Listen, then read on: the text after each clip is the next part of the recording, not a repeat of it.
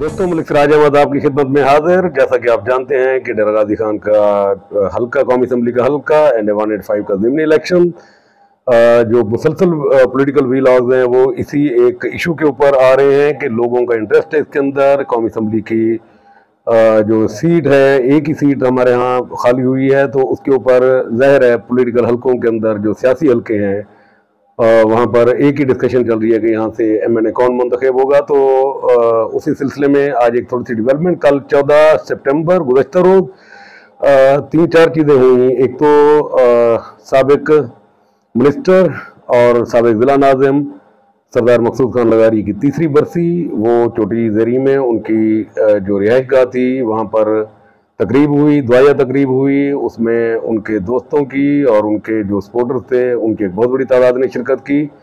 तो कल उनकी सरदार मकसूद खान लगारी की तीसरी बरसी के ऊपर चोटी के अंदर एक अच्छी जो है ना गैदरिंग हुई। उसमें मेरी सरदार मोहम्मद खान लगारी से बात हुई।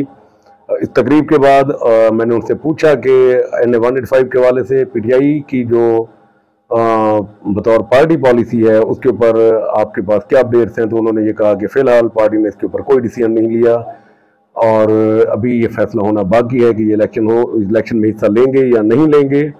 तो आज के दिन तक उन्होंने ये कहा कि जी इसके ऊपर कोई वाज़ेह फैसला नहीं हो सका पाकिस्तान तहरीक इंसाफ की तरफ से।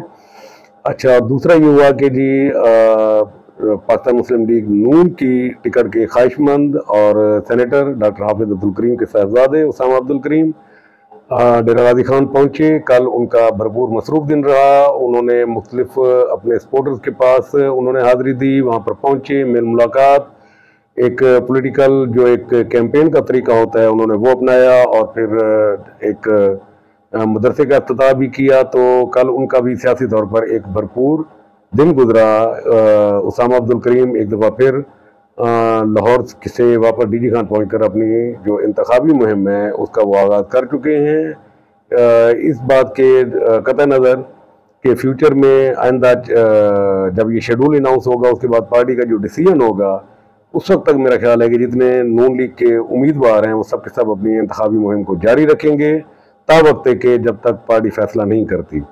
जो सबसे अहम चीज़ थी वो ये थी कि कल new defence view housing society के अंदर मेरी फेडरल मिनिस्टर पावर सरदार अवैध अहमद खान लगारी से मुलाकात हुई। मैंने उनको अपनी किताब गिफ्ट की जो डेरा गाजी खान की पॉलिटिकल हिस्ट्री के ऊपर थी। बहुत सारी बातें हुई। वो उनसे उस वक्त डेरा गाजी खान शहर की जो मुख्तलिफ यूनियन काउंसिल थी उनके वफूद मिल रहे थे और वो NA-185 के हवाले से उनसे गुफ्तगू हो रही थी। तो मेरे लिए बड़ी हैरान कौन बात थी जब किसी ने एक सवाल किया सरदार अवैध अहमद खान लगारी से कि जी हम जो है ना किस उम्मीदवार के लिए या किस शख्सियत के लिए जो है ना हम वोट मांगे। तो उन्होंने कहा कि आपने किसी शख्सियत का वोट नहीं मांगना, आपने शेर के निशान के लिए वोट मांगना है। हमारा जो वोट होगा वो हम मांगेंगे, वो शेर के निशान के लिए मांगेंगे। उम्मीदवार जो भी आ जाए हमें इससे कोई गर्द नहीं, हमें इससे कोई मतलब नहीं और हम पार्टी का जो उम्मीदवार होगा उसको जिताएंगे। तो लिहाजा आप दोस्तों से रिक्वेस्ट है कि आप लोगों को मिलें, कन्विंस करें और उन्हें मुस्लिम लीग नून के जो परफॉर्मेंस है उसके हवाले से बताएं। इसके बाद मेरी जब उनसे बात हुई तो मैंने उनसे पूछा कि जी आप थोड़ा सा टिकट के हवाले से मुझे ये बताएं कि टिकट किसको मिल रहा है। तो वो बड़े जुमैनी अंदाज में मुस्कराए और मुस्करा कर कहा कि जी टिकट उसको मिलेगा जिसको पार्टी देगी। तो मैंने कहा आप पार्टी के अंदर हैं, आप को पता होना चाहिए कि टिकट किसको मिलेगी। उन्होंने कहा जी इसका फैसला पार्टी की क़यादत ने करना है। तो मैंने उनसे यही कहा कि जी आप पार्टी क़यादत में भी तो आप भी शुमार होते हैं, आप पंजाब के सेक्रेटरी जनरल हैं। तो उन्होंने कहा कि ये अभी कबल वक्त है, लेकिन ये है कि पार्टी जिसको टिकट देगी मैं बड़ा क्लियर हूँ इसके ऊपर कि हम उसकी पार्टी डिसीजन को ओबे करते हुए, पार्टी फैसलों को तस्लीम करते हुए उस उम्मीदवार को जिसको पार्टी टिकट जारी करेगी उसकी जीत के लिए भरपूर मेहनत करेंगे। और हम चाहेंगे कि ये सीट पाकिस्तान मुस्लिम लीग नून के नाम की हो, ये शेर के निशान के ऊपर जो है ना जीत कर जो भी आए तो ये हमारे लिए खुशी का बायस और इत्मीनान का बायस होगा। बाकी ये मैटर नहीं करता हमारे लिए कि इस नशिस्त के ऊपर कौन जो है ना उम्मीदवार हो सकता है। ये सारी गुफ्तगू वो बड़े जुमैनी अंदाज में मुस्कराते रहे, बात करते रहे।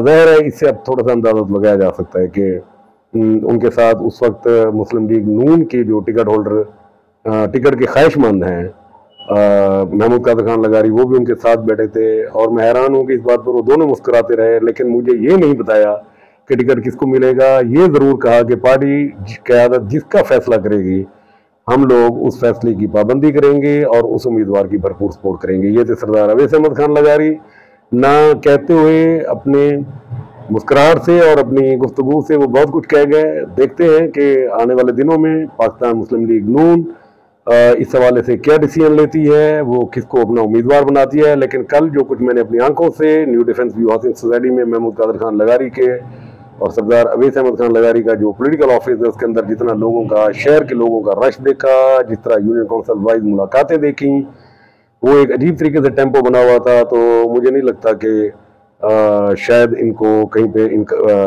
मायूसी का सामना हो टिकट के हवाले से। वो इतने कॉन्फिडेंट बहरहाल ज़रूर थे कि जिस तरीके से उनके यहाँ मुलाकातें हो रही थी। ये अलग बात है कि उन्होंने मेरे सामने या लोगों को भी यही कहा, सरदार अवैस अहमद खान लगारी ने, कि जी पार्टी क़यादत ने फैसला करना है, जिसका फैसला करेगी हम उसके साथ होंगे और इंशाल्लाह हम अपने उम्मीदवार की जीत के लिए भरपूर कोशिश करेंगे। तो ये थी 14 सितंबर की डरगाज़ी खान की डेवलपमेंट NA 185 के हवाले से। मैंने आपको 3 चीज़ें बताई। हाँ, इसमें अभी तक पाकिस्तान पीपल्स पार्टी की तरफ से मुमकिन उम्मीदवार सरदार दोस्त मोहम्मद खान खोसा DG खान नहीं पहुंचे। तवक्को की जा रही थी कि वो आ जाएंगे, लेकिन शायद उनके दोस्तों का कहना यह है कि वो आइंदा चंद रोज के अंदर आ जाएं।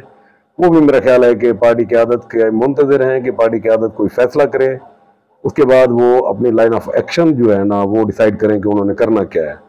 तो 3-4 चीज़ें हुई। सरदार मकसूद खान लगारी की बरसी 14 सितंबर 2025 उनकी रिहाइशगाह के ऊपर छोटी देरी के अंदर मनाई गई। उसके अलावा उसामा अब्दुल करीम की भरपूर इंतखाबी मुहिम शुरू हुई।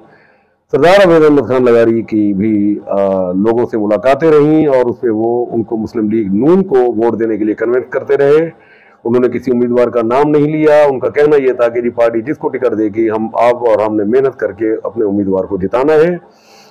इस सारी गुफ्तगू में महमूद कादर खान लगारी भी उनके साथ उनको किताब भी गिफ्ट की और बहुत जल्द उन्होंने एक दफ़ा फिर मुलाकात के लिए इंदिया दिया कि जी दोबारा मिलेंगे और इस पर तफसीली गपशप होंगे। तो इंशाल्लाह हम भी आपको NA 185 के हवाले से जो मज़ीद पॉलिटिकल डेवलपमेंट्स होती रहेंगी अपडेट करते रहेंगे। तो नेक्स्ट प्रोग्राम तक के लिए आपसे इजाज़त चाहूँगा। तब तक के लिए अपनी दुआओं में याद रखिएगा। बहुत शुक्रिया जी। अल्लाह हाफिज़।